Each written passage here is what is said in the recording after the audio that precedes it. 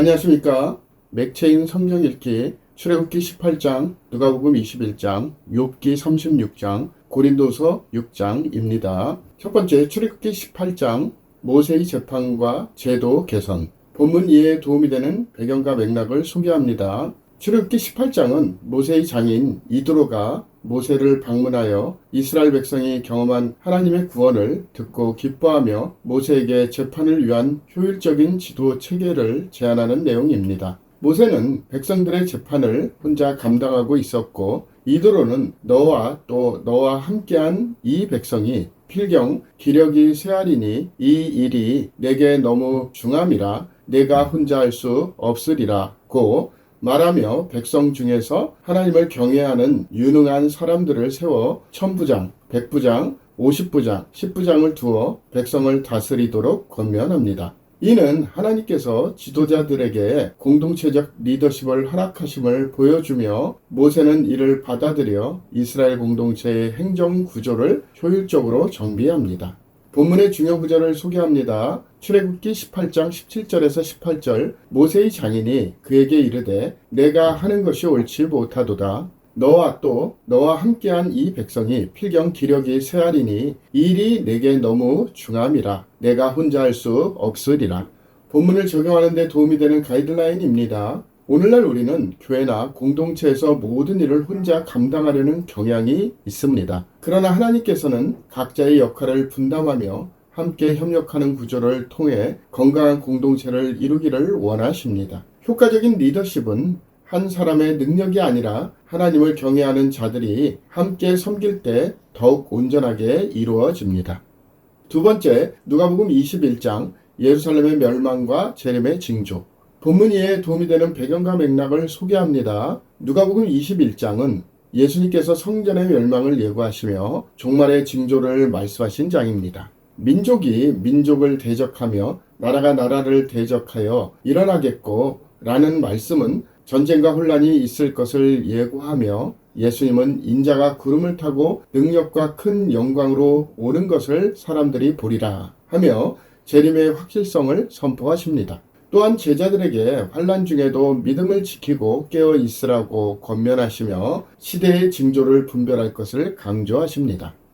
본문의 중요 구절을 소개합니다. 누가복음 21장 35절에서 36절 이날은 온 지구상에 거하는 모든 사람에게 임하리라. 이러므로 너희는 장차 올 이 모든 일을 능히 피하고 인자 앞에 서도록 항상 기도하며 깨어 있으라 하시니라. 본문을 적용하는 데 도움이 되는 가이드라인입니다. 오늘날 우리는 혼란한 세상을 살아가면서도 예수님의 재림을 준비해야 합니다. 재난과 전쟁, 도덕적 타락이 만연한 시대 속에서 믿음을 지키며 깨어 기도하는 것이 중요합니다. 우리의 신앙이 세상의 걱정과 유혹에 빠지지 않도록 늘 경각심을 가지고 살아야 합니다. 세 번째, 욥기 36장 엘리후의 하나님의 공의 강조. 본문 이해에 도움이 되는 배경과 맥락을 소개합니다. 욥기 36장에서 엘리후는 하나님의 공의와 전능하심을 강조하며 욥에게 회개를 촉구합니다. 그는 하나님은 완전하시고 공의를 굽히지 아니하시며 라고 말하며 하나님의 뜻을 인간이 온전히 이해할 수 없음을 지적합니다. 또한 하나님께서는 악인을 심판하시며 의인을 구원하시지만 그 과정이 인간의 기대와는 다를 수 있음을 설명합니다. 엘리후는 고난이 단순한 형벌이 아니라 연단의 과정일 수 있음을 말하며 욥이 교만을 버리고 하나님의 권능을 신뢰할 것을 권면합니다. 본문의 중요 구절을 소개합니다. 욥기 36장 22절에서 23절 하나님은 그의 권능으로 높이 계시나니 누가 그 같이 교훈을 베풀겠느냐 누가 그를 위하여 그의 길을 정하였느냐 누가 말하기를 주께서 불의를 행하셨나이다 할 수 있으랴. 본문을 적용하는 데 도움이 되는 가이드라인입니다. 오늘날 우리는 고난을 당할 때 하나님의 공의를 의심할 때가 있습니다. 그러나 하나님은 완전하신 분이시며 우리의 삶을 주관하십니다. 우리는 고난을 단순한 벌이 아니라 하나님의 연단 과정으로 받아들이고 하나님을 신뢰하는 믿음을 지켜야 합니다. 오늘의 마지막 본문 고린도서 6장 하나님의 성전된 삶.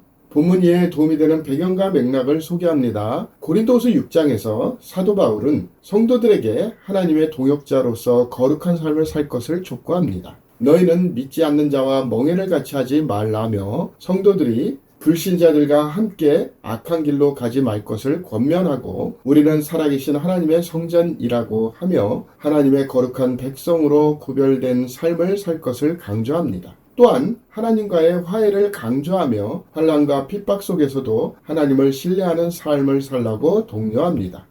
본문의 중요 구절을 소개합니다. 고린도서 6장 13절에서 14절 내가 자녀에게 말하듯 하노니 보답하는 것으로 너희도 마음을 넓히라. 너희는 믿지 않는 자와 멍에를 함께 매지 말라. 의와 불법이 어찌 함께하며 빛과 어둠이 어찌 사귀며. 본문을 적용하는 데 도움이 되는 가이드라인입니다. 오늘날 우리는 세상의 가치관과 신앙의 가치관 사이에서 갈등할 때가 많습니다.